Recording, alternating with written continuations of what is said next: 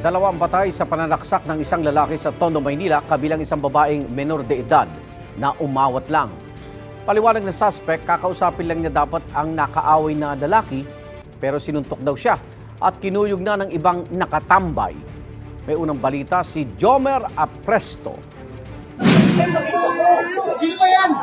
Duguan at nakahandusay ang babaeng ito ng datna ng mga otoridad sa Infanta Street sa Balot, Tondo, Maynila. Ang babae, isa raw menor de edad na umawat lang sa gulo. Bago ang insidente, makikita ang isang lalaki na bumaba mula sa kanyang motorsiklo.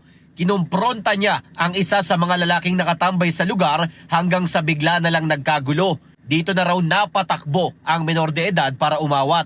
Hindi na masyadong maaninag sa kuha ng CCTV pero ang lalaking bumaba mula sa motor may dala raw balisong at iwinasiwas ito habang nagkakaroon ng gulo. 4 ang nasaksak. 2 sa kanila ang namatay kabilang ang menor de edad. Yung isang biktima natin ay isang 21 years old, yun yung unang namatay. Sumunod ay merong isang sugatan at kalaunan ay pumanaw rin. 16 years old naman po yun na babae.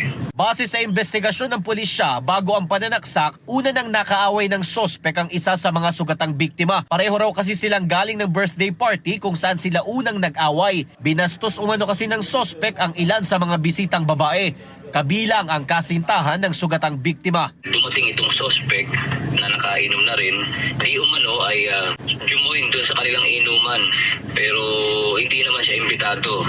Lasing na rin daw ito, napansin na rin daw ito ng mga testigo na nakainom na. Nakauwi na raw sa kanila ang biktima pero sinundan siya ng sospek kung saan na nangyari ang pananaksak. Agad din namang nahuli ang sospek. Depensa niya, kakausapin lang daw sana niya ang lalaki pero bigla raw siyang sinuntok nito at tuluyan na rin kinuyog ng iba pang nakatambay sa lugar. Tatakutin ko lang po sana yung lalaki.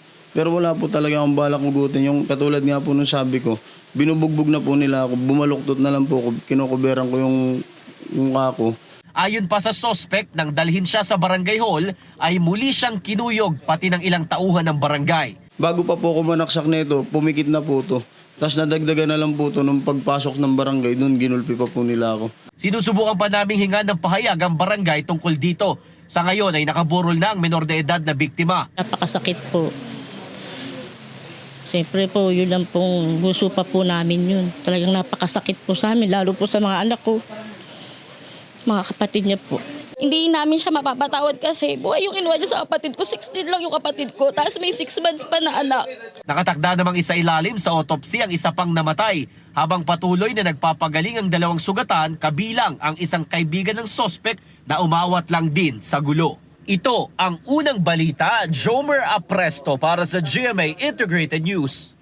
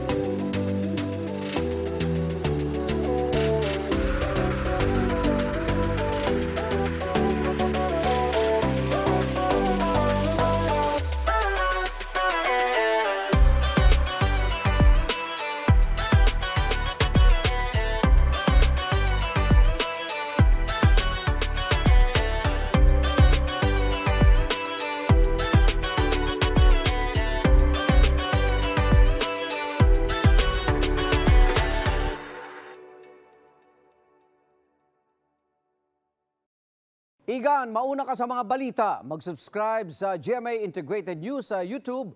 Sa mga kapuso abroad, subaybayan nyo kami sa GMA Pinoy TV at sa www.gmanews.tv.